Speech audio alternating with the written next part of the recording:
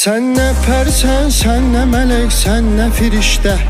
Hikmət böyük Allah'da, xeyir vardı hər işdə.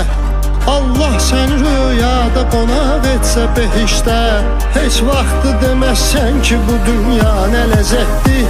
Heç vaxtı deməzsən ki bu dünya nə ləzzətdir. İnsan oyan artıq, niyə qəflətdə yatırsan? Allah'a yaxınlaş son əgər həqqə çatırsan. Məsum yaranırsan, sonra çirkabə batırsan.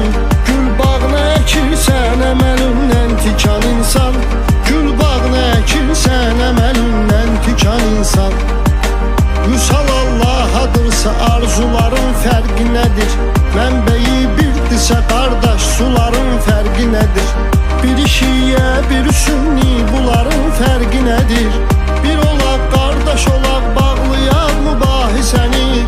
Yetimə zülm eləmə, yandırar Allah səni. Özü yandırmasa da yandırar Allah səni. Cəhd eylə vüqar ömrüğü mənalı keçirt ki, iz qoydu desinlər, deməsinlər yaşı getdi. Cəhd eylə vüqar ömrüğü mənalı keçir ki, iz qoydu desinlər, deməsinlər yaşı getdi. Bədbəxtdir o aşıq ki könül sildaşı getdi. Ömrün nədir mənası, ömür yoldaşı getdi.